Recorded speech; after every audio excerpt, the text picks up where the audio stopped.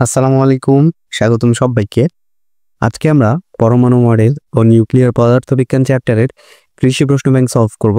তো চ্যাপ্টারটা খুব একটা বড় না, তাড়াতাড়ি শেষ হয়ে যাবে এবং স্পেসিফিক দুই একটা টাইপ পড়লে মোটামুটি এখান থেকে সব ক্লিয়ার হয়ে যায়, বেশিরভাগই থিওরিটিক্যাল। ওকে, তো চলো শুরু করে দিই। আমাদের প্রথম প্রশ্নটা হচ্ছে নিচের কোনটি সঠিক। ওকে, তো এটা 1-23-24 আসছিল। আচ্ছা দেখো, এটার আনসার হবে এ। এটা একটা মানে জ্ঞানমূলক প্রশ্ন, এই টাইপের প্রশ্ন কেউ মুখস্থ করতে চায় না, কারণ বেক্রেল কুড়ি এগুলো আসলে তেমন লাগে না, তাই না? বাট দেখো চলে আসছে। তো এই কিছু কিছু প্রশ্ন থাকে যেগুলো আনকমন। ওকে, এগুলো দেখে কষ্ট পাওয়ার কিছু নাই, এগুলো হচ্ছে আমাদের স্কিপ করা জানতে হবে। সো 1 বেক্রেল ইকুয়াল হচ্ছে এই যে 2.7 × 10⁻11 কুড়ি, আর 1 কুড়ি ইকুয়াল তোমার 3.7 × 10⁻10 বেক্রেল। ওকে, ঠিক আছে। এরপর নিউক্লিয়াসের ব্যাসার্ধ ও ভর সংখ্যার মধ্যে সম্পর্ক কি? দেখো সূত্রটা হচ্ছে এরকম যে R = R0 × a⁻1/3। ওকে, একটু দাঁড়াও, 3টা ঠিক করে নিই। ওকে, এখন এই R জিনিসটা কি? R হচ্ছে নিউক্লিয়াসের গড় ব্যাসার্ধ, R0 হচ্ছে ফার্মির ধ্রুবক, এ হচ্ছে তোমার ভর সংখ্যা। ওকে, তো এখানে ধ্রুবক হচ্ছে তোমার R0। সো আমি ধ্রুবক যদি সরিয়ে নিই তাহলে এখানে R সমানুপাতিক a⁻1/3 আমরা লিখতে পারি। ওকে, তো এখানে দেখো কোনটা সঠিক, বি হচ্ছে সঠিক। এরপর 1 কেজি ভরের, আচ্ছা এটা ইম্পর্টেন্ট প্রশ্ন, এই টাইপের প্রশ্নই বারবার চলে আসে। 1 কেজি ভরের এটা তুমি যদি বুঝতে পারো তাহলে এই চ্যাপ্টার থেকে এবার একটা কমন পেয়ে যেতে পারো, 1 মার্ক মনে করো ফ্রি পাই যেতে পারো। এইটাতে না পাইলেও গুচ্ছে পাবা, গুচ্ছে না পাইলে খুবিতে পাবা, খুবিতে না কোথাও না কোথাও এই টাইপের প্রশ্ন একটা পাবাই তুমি 100% শিওর। ওকে, তো প্রশ্নটা পড়ি। 1 কেজি ভরের তেজস্ক্রিয় মৌলের একটি বস্তুর মধ্যে 48 দিন পর ওই মৌলের মাত্র 0.25 কেজি পাওয়া যায়। ওকে, সো একটা বস্তু ছিল যার ভর 1 কেজি, এখন এর তেজস্ক্রিয় ভাঙনের ফলে 48 দিন পর ওই মৌলের 0.25 কেজি অবশিষ্ট থাকে। এখন অর্ধায়ু চাইছে। ওকে, এটা শর্টকাটটা আগে লিখে নাও। শর্টকাটটা হচ্ছে তোমার সময়, এভাবে মনে রাখবা, সময় ইকুয়াল n × t½ n এর পরিচয়টা আমি দিচ্ছি। দেখো অবশিষ্ট পরমাণু, অবশিষ্ট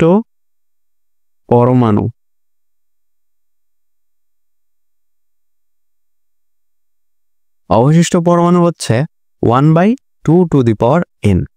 ওকে, এই এনটা হচ্ছে এই এনটা আমরা কিভাবে নির্ণয় করতে পারি? দেখো এখানে বলছে 1 কেজি ভর ছিল বস্তুটার, এবং এখান থেকে আমরা পাইছি কত, মানে আমাদের অবশিষ্ট কত আছে 0.25 কেজি। তো এইটাই হচ্ছে তোমার, এখান থেকে আমরা এনটা বের করে আনতে পারবো।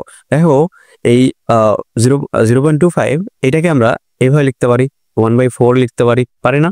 0.25 মানে তো তোমার 1/4, রাইট? এখন এই 1/4 কে আমরা 2⁻2a আকারে লিখতে পারি, তাই না? তাহলে n এর ভ্যালুটা এখান থেকে আমরা কি পাইলাম? দেখো n এর ভ্যালু আমরা পাচ্ছি এখান থেকে, n এর ভ্যালু পাচ্ছি 2। ওকে, তো আমাদের সময় কত দেয়া আছে বলো? সময় কোনটা? এখানে সময় পরিচয় কি? ওই যে যতদিন পর এতটুকু অবশিষ্ট থাকে, ওই যে দিনটা, বা এখানে যদি তোমার ঘন্টা বলতো বা তোমার বছর বলতো, তাতে আমাদের কোনো আপত্তি ছিল না। আমাদের লাগবে হচ্ছে এই সংখ্যাটা। তো এখানে সংখ্যা কত দেয়া আছে বলো? 48। n কত? n হচ্ছে 2। তাহলে এখান থেকে আমরা t½ বের করে আনতে পারবো না, অর্ধায়ুটা। তো অর্ধায়ুটা এখান থেকে আমরা কত পাবো? অর্ধায়ু সমান আমরা পাবো হচ্ছে 48/2, মানে হচ্ছে তোমার 24 ডেইজ। ওকে, আনসার হচ্ছে এ। আশা করি এই টাইপটা বুঝতে পারছো। এই টাইপটা তুমি যদি বুঝে যাও, ঠিক আছে, তাহলে এখান থেকে তোমার এই টাইপের ম্যাথগুলো তুমি ইজিলি করতে পারবা। এই টাইপের ম্যাথই আসলে মানে আসে, বুঝতে পারছো? এরপর সৌরশক্তি কোন প্রক্রিয়ায় সৃষ্টি হয়? ফিউশন। ওকে, যখনই তুমি সূর্য দেখবা, হাইড্রোজেন দেখবা, সৌরশক্তি দেখবা, তখন আনসারটা হচ্ছে ফিউশন। ওকে, তারপর আসো নেক্সটে যাই, সেটা হচ্ছে সূর্য কোন প্রক্রিয়া হতে শক্তি পায়? আচ্ছা, নিউক্লিয়ার ফিউশন, এটাও ফিউশন হবে। যখনই সূর্য সৌর এগুলো দেখবা, হাইড্রোজেন বোমা, সবই হচ্ছে ফিউশন। টিস্যু সমূহের অর্ধজীবন 12.5 বছর। 25 বছর পর একটি নির্দিষ্ট টিস্যুর বস্তুর কত অংশ অবশিষ্ট থাকবে? ওকে, ওই যে ওই টাইপের ম্যাথটা। তো আমাদের শর্টকাটটা কি ছিল? সেটা হচ্ছে সময় ইকুয়াল আমরা লিখতে পারি n × টি হাফ, ঠিক আছে। সো সময় এটা কত দেয়া আছে বলো তো? এটা কি? এটা হচ্ছে অর্ধ জীবন মানে টি হাফ। এইটা কি? এই যে যত বছর পর অবশিষ্ট থাকে, আমাদের অবশিষ্ট পরমাণু সংখ্যা লাগবে। তো যাই হোক, যত বছর পর বলছে তার মানে সময়টা হচ্ছে 25। So 25 equal n into T half কত? 12.5, রাইট। সো n ইকুয়াল আমরা 2 পাবো, রাইট। এই 12.5টা এই পাশে ভাগ হয়ে যাবে, তো n ইকুয়াল আমরা পাচ্ছি হচ্ছে 2। আমরা দেখছিলাম অবশিষ্ট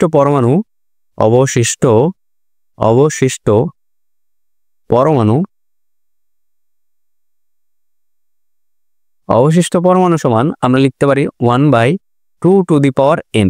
ওকে, সো 1/2 টু দি পাওয়ার, দেখো n কত পাইছি? 2 পাইছি, সো 2। সো আমাদের অবশিষ্ট পরমাণু কত? 1/4। তো আনসার হচ্ছে বি। ওকে, সমপরিমাণ দুটি তেজস্ক্রিয় পদার্থের মধ্যে একটির অর্ধায়ু 10 দিন মানে 10 দিন, আর অপরটির অবক্ষয় ধ্রুবক 0.03465 ডে ইনভার্স 1। এখন 40 দিন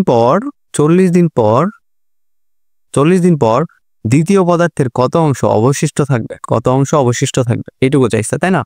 তো এখানে দেখো আমাদের দ্বিতীয়টা চাইছে, তো প্রথমটার যে ডেটা দেয়া আছে ওইটা আমাদের আর লাগবে না। আমাদের লাগবে কি? আমাদের লাগবে হচ্ছে দ্বিতীয় পদার্থের যে ডেটাগুলো, ওগুলা। তো দ্বিতীয় পদার্থের জন্য আমাদের কি কি দেয়া আছে? সেটা দেয়া আছে তোমার অবক্ষয় ধ্রুবক বা ক্ষয় ধ্রুবক যাই বলো, সেটা দেয়া আছে 0.03465 ডে ইনভার্স 1, রাইট। এখন আমাদের চাইছে হচ্ছে কত অংশ অবশিষ্ট থাকবে। এখন আমরা জানি একটা আমাদের যে শর্টকাটটা ছিল সেটা হচ্ছে সময় equal n into T half, right, তাই তো। এখন আমাদের লাগবে অবশিষ্ট পরমাণু, তার মানে আমাদের আগে nটা বের করতে হবে। n বের করার জন্য আমাদের কি কি লাগবে? আমাদের লাগবে হচ্ছে এই টি হাফটা লাগবে, তাই না? আমাদের সময়টা দেয়া আছে যে 40 দিন পর। এখন এই টি হাফটা আমরা কিভাবে বের করতে পারি? দেখো এই সাইডে আসো, টি হাফ ইকুয়াল আমরা লিখতে পারি ln 2 বাই ল্যামডা, তাই না? আর ln 2 সমান আমরা জানি 0.693, এটা মুখস্থ রাখতে হবে, ঠিক আছে? 0.693, ল্যামডা কত? 0.03465। এখন একটু দশমিকের খেলা আছে এখানে, দেখো এই জিনিসটাকে আমরা এইভাবে লিখতে পারি, তাই না? 693, আর এটাকে আমি মানে এই 0.03465 এটাকে আমি এইটার মতো আনতে চাচ্ছি। তো এটা এক ঘর আমি পিছাই দিই, 0.3465 ইন্টু 10 ইনভার্স 1, যেহেতু এক ঘর দশমিক পিছাই দিছি, রাইট। এই 10 ইনভার্স 1 এটা ওই উপরে গেলে 10 হয়ে যাবে। আর এই জিনিসটা দেখো, এটা দিয়ে তুমি মানে এই জিনিসটাকে এটা দিয়ে তুমি ভাগ করতে পারবা, ভাগ করলে এখানে পাবা 2। তাহলে 2 ইন্টু 10 মানে এখানে তোমার থাকতেছে 20। কাটাকাটিটা তুমি বুঝতে পারছো? সো 20 টি হাফ, যেহেতু তার মানে অর্ধ জীবন। সো আমরা এখানে তোমার পাইতেছি হচ্ছে 20 ডেইজ, রাইট। তাহলে এখানে আসো, সময়টা কত দেয়া আছে জানো? 40। এনটা আমাদের লাগবে, টি হাফ কত? 20। তো এন ইকুয়াল আমরা পাবো 2, 40 ভাগ 20, তাই না? সো এন ইকুয়াল যেহেতু আমরা 2 পাইছি, তাহলে অবশিষ্ট পরমাণু এটা কত? অবশিষ্ট সমান হচ্ছে 1/2 টু দি পাওয়ার n, মানে 1/2 টু দি পাওয়ার 2 মানে 1/4। ওকে, সো আনসার হচ্ছে বি। একটি ইলেকট্রন নিউক্লিয়াসকে কেন্দ্র করে 0.53 ইন্টু 10 ইনভার্স 10 মিটার ব্যাসার্ধের একটি বৃত্তাকার কক্ষপথে ঘুরছে। ইলেকট্রনটির কণিক বেগ কত? ওকে, এই টাইপের প্রশ্ন আর আসবে না, আসতেও পারে যেহেতু বাবু প্রশ্ন করবে, বাট ক্যালকুলেশন অনেক হার্ড, এটাতে ক্যালকুলেটর তোমার ইউজ করা লাগবেই। ক্যালকুলেটর ছাড়া তুমি এটা জীবনে বের করতে পারবে না। ওকে, তো চলো আমরা কনসেপ্টটা দেখি। আর যাদের মনে হচ্ছে যে আমার এত কনসেপ্ট দেখার দরকার নাই ভাই, মানে আমার যেগুলো আসবে ওগুলাই শুধু পড়বো, তাহলে তুমি এটা স্কিপ করে পরের প্রশ্ন চলে যাও। ওকে, তো দেখো এখানে তোমার যেটা বলছে, একটি ইলেকট্রন একটি নিউক্লিয়াসকে কেন্দ্র করে এত ব্যাসার্ধের একটি বৃত্তাকার পথে ঘুরছে, মানে কক্ষপথটার ব্যাসার্ধ দেয়া আছে। ইলেকট্রনের কৌণিক বেগ বের করতে বলছে, মানে ওমেগা বের করতে বলছে, তাই না? আমরা জানি কৌণিক বেগ, আমরা এটাকে ওমেগা দ্বারা প্রকাশ করে থাকি না, তাই না? দেখো কৌণিক বেগ বের করতে হইলে আমাদের কৌণিক বল সম্পর্কে ধারণা জানতে হবে। তোমার কেন্দ্রমুখী বল থেকে আমরা কৌণিক বেগটা বের করতে পারবো।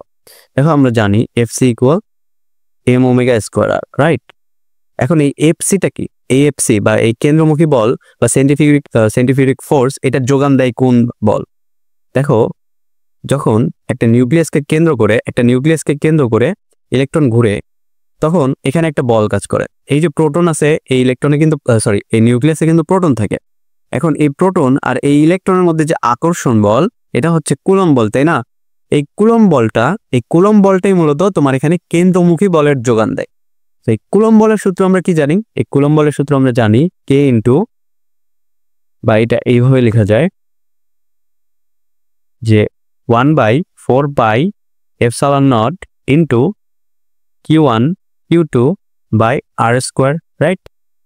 এখন তাহলে আমরা m omega square R equal আমরা লিখতে পারি, এই জিনিসটা ভ্যালু কত? এই যে এটুকুর ভ্যালু হচ্ছে আমরা জানি 9 ইন্টু 10⁻9। আর এই Q1 Q2, দেখো Q1 আমরা ধরে নিচ্ছি ইলেকট্রনের যে চার্জ, আর Q2 ধরে নিচ্ছি এই যে নিউক্লিয়াস অবস্থিত প্রোটনের চার্জ। তো দুইটার চার্জই আমরা জানি 1.6 ইন্টু 10⁻19 কুলম্ব। তো এটার উপর স্কোয়ার করে দিলাম, যেহেতু দুইটার ভ্যালু সমান।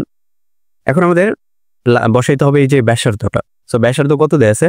0.53 ইন্টু 10⁻10 মিটার, এটার স্কোয়ার, তাই না? এখন দেখো এখানেও একটা ব্যাসার্ধ আছে, এই ব্যাসার্ধটা আমরা এই পাশে নিয়ে আসি, তাহলে আমরা এখানে কি লিখতে পারবো? এখানে আমরা এই স্কোয়ারের জায়গায় কিউব বসাইতে পারবো, তাই না? তাহলে এখান থেকে আরটা কাটা গেল। তারপর এখানে এই যে এমটা কি বলতো? এমটা হচ্ছে ইলেকট্রনের যে ভর, সেটা। ইলেকট্রনের ভর কত বলতো? ইলেকট্রনের ভর হচ্ছে তোমার 9.1 ইন্টু 10⁻31 কেজি, তাই না? 31 কেজি। এখন এখান থেকে তুমি ওমেগা স্কোয়ারের ভ্যালুটা পেয়ে যাবা, তাই না? তারপর এখান থেকে তুমি ওমেগার ভ্যালুটা বের করে ফেলবা, রুট করবা, এই জিনিসটাকে রুট করে ফেল। তারপরে তুমি এখান থেকে আরেকটা ভ্যালু পাবা, ওইটাই হচ্ছে আনসার। ওকে, এটা ক্যালকুলেটর ছাড়া তুমি এটা করতে পারবে না, এইটাই করতে পারবে না। তারপর আবার রুট আছে, বুঝছো? আশা করি কনসেপ্টটা বুঝতে পারছো। এরপর রেননের অর্ধায়ু 4 দিন, এর গড় আয়ু কত? ওকে, সো আমরা জানি অর্ধায়ু T½ ইকুয়াল ln 2 ইন্টু গড় আয়ু টাও, তাই না? আবার এখান থেকে আরো সূত্র দেখো, টাও ইকুয়াল আমরা জানি 1/λ, আর T½ ইকুয়াল আমরা লিখতে পারি ln 2/λ, তাই না? এই সূত্রগুলো একটু জানতে হবে। সো T½ দেয়া আছে, হ্যাঁ দেয়া আছে 4 দিন। সো ln 2 আমরা জানি কত? 0.693, তাই না? আর আমাদের লাগবে এটা। সো টাও ইকুয়াল আমরা লিখতে পারি 4/0.693। এখন এটাকে আমাদের হ্যান্ড ক্যালকুলেশন করতে হবে, চলো করি। তো এটাকে আমরা 6.9 লিখি। সো এক ঘর পিছাই নিছি, তার মানে এখানে 10⁻1 বসাইতে হবে। এই 10⁻1 উপরে চলে যাবে, তার মানে 10 হয়ে যাবে। সো 40 ডিভাইডেড বাই এটা 4.9, তার মানে এটাকে আমরা 7 ধরে নিই। 7-এর কাছাকাছি গেছে না, তাই না? এখন দেখো 7 দিয়ে তুমি যদি 40-কে কাটো, দেখো এটা ছিল হচ্ছে 6.9, তুমি ধরছো 7, তার মানে একটু বেশি ধরছো। তার মানে এইটা দিয়ে তুমি যদি 40-কে কাটো, তোমার ভাগফলটা একটু কম আসবে না? নর্মাল যা হওয়ার কথা ছিল তার থেকে একটু কম আসবে, কারণ তুমি বেশি ধরছো, তাই তো? তো 7 দিয়ে তুমি যদি 40-কে কাটো, তাহলে 5 সাথে 35, 6 সাথে 42, তার মানে 5 পয়েন্ট সামথিং আসবে। ওকে, সো এখানে 35, 5, যাই হোক 5 পয়েন্ট সামথিং আসবে আনসারটা। তো দেখো এখানে কোনটা আছে? সো বি হচ্ছে আনসার। এরপর কোন তেজস্ক্রিয় পদার্থের ক্ষয় ধ্রুবকের মান 0.00385 2/1 এর অর্ধেক কত? ওকে, এটা তোমাদের জন্য হোমওয়ার্ক দেওয়া উচিত, কারণ দেখো আমরা সূত্রগুলো সব জানি, তো করে দিই চলো। তো অর্ধায়ু T½ ইকুয়াল আমরা লিখতে পারি ln 2/λ, তাই না? এখন ln 2 এর ভ্যালু হচ্ছে 0.693, আর এখানে তোমার অবক্ষয় ধ্রুবক বা ল্যামডার ভ্যালু দেওয়া আছে 0.00385। ওকে, সো এটাকে আমরা একটু সাইজ করি, এটাকে লিখি 6.93 ইন্টু 10⁻1, আর এটাকে লিখবো 3.85, কয় ঘর বিঠাইলাম? 1 2 3, সো 10⁻3। এটাকে উপরে দিলে তোমার এটা জিনিসটা এরকম থাকবে 6.93, so 6.93 into 10 square divide by 3.85। So এটা দিয়ে এটা 2 দিয়ে কাটি, সো 2 এর আশেপাশে কিছু একটা থাকবে, সো 200, আর এটার একক হচ্ছে second-1, তার মানে এখানে তোমার সেকেন্ড আসবে, তাই না? তো আনসার আছে মিনিটে। তো 200 সেকেন্ডকে 200 সেকেন্ড কত মিনিটের মধ্যে হয়? যদি তুমি 60 দিয়ে ভাগ করো, 3 6 18, 3 পয়েন্ট সামথিং, তাই না? 3 পয়েন্ট সামথিং। সো আনসারটা 3 হওয়ার কথা, বি হওয়ার কথা। ওকে, এরপর হাইড্রোজেন অ্যাটমের সর্বনিম্ন অবস্থায় শক্তি কত? সর্বনিম্ন, আচ্ছা, একটা হাইড্রোজেনের কক্ষপথের সর্বনিম্ন শক্তি এটা হচ্ছে -13.6 ইলেকট্রন ভোল্ট। এরপর হাইড্রোজেন পরমাণুর প্রথম বোর কক্ষ ইলেকট্রনের মোট শক্তি -13.6 ইলেকট্রন ভোল্ট হলে তৃতীয় বোর কক্ষ মোট শক্তি কত হবে? ওকে, দেখো এখানে কিছু শর্টকাট আছে, শর্টকাটগুলো তোমাকে লিখে দিই। সেটা হচ্ছে n-তম কক্ষপথের ব্যাসার্ধ, সেটা হচ্ছে 0.53 ইন্টু n²/z, আর n-তম কক্ষপথের শক্তি হচ্ছে -13.6 ইন্টু z²/n² ইলেকট্রন ভোল্ট। এটা হচ্ছে অ্যাংস্ট্রম একক হবে। তারপর n-তম কক্ষপথের ইলেকট্রনের যে বেগ, n-তম কক্ষপথে ইলেকট্রনের বেগ, সেটা হচ্ছে 2.18 ইন্টু 10⁶ z/n মিটার/সেকেন্ড। ওকে, তো এখানে আমাদের কি চাইছে? আমাদের চাইছে মোট শক্তি কত। সো শক্তি কত?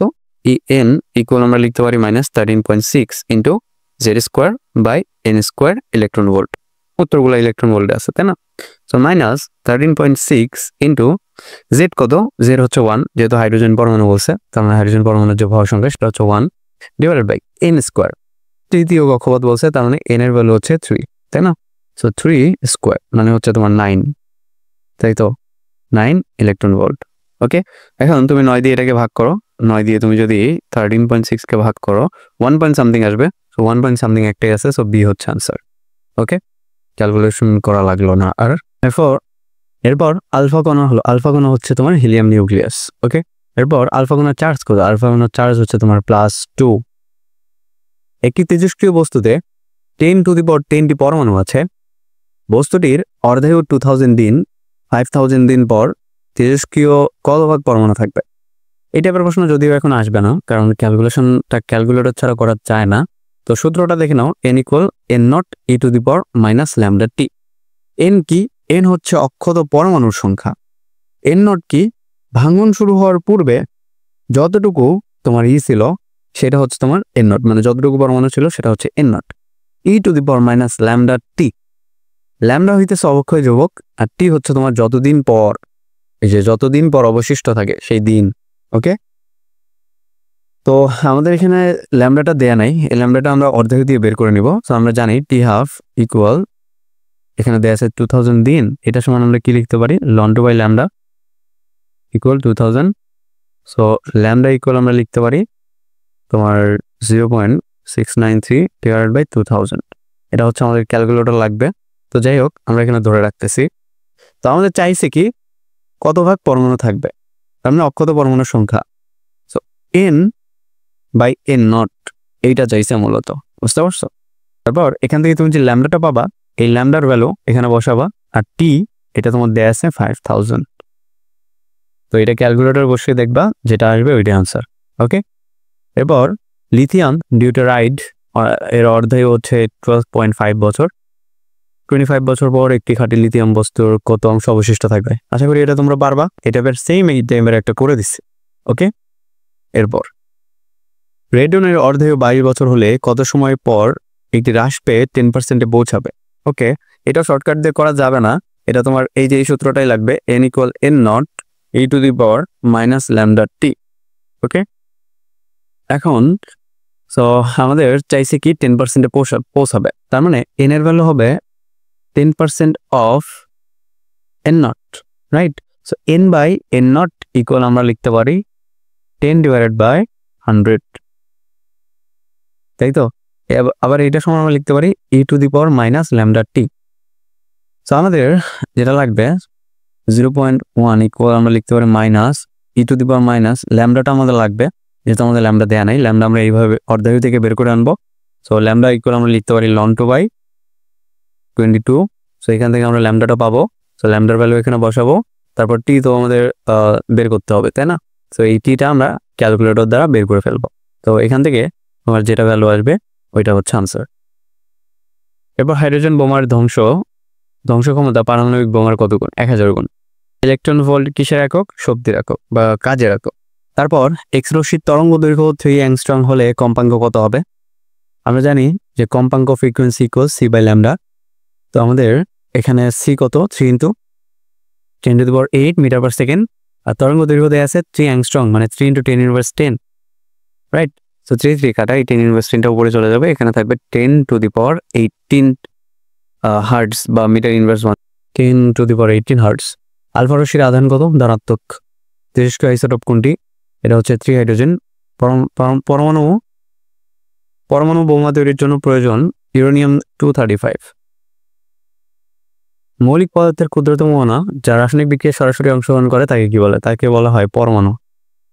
ভারী পরমাণুর নিউক্লিয়াস বিভাজিত হয়ে মোটামুটি সমান ভরবিশিষ্ট দুটি নিউক্লিয়াস গঠন করার প্রক্রিয়াকে বলা হয় কি? ফিশন বলা হয়। নিচের কোনটি ত্বকের ক্যান্সারের কারণ হিসেবে ধরে নেওয়া হয়? আচ্ছা, অতিবেগুনি রশ্মি হবে প্রবাবলি, তোমরা একটু চেক করে নিও। তো এই পর্যন্তই ছিল। মোটামুটি বেশিরভাগই দেখলা থিওরিটিক্যাল, আর ম্যাথ টাইপ মাত্র একটাই আছে। আর শর্টকাটগুলো একটু দেখে নিতে পারো, তাহলে মোটামুটি এই চ্যাপ্টার থেকে সবই কমন পাবা। ওকে, আশা করছি সবাই ভালোভাবে পড়াশোনা করতেছ। আসসালামু আলাইকুম সবাইকে।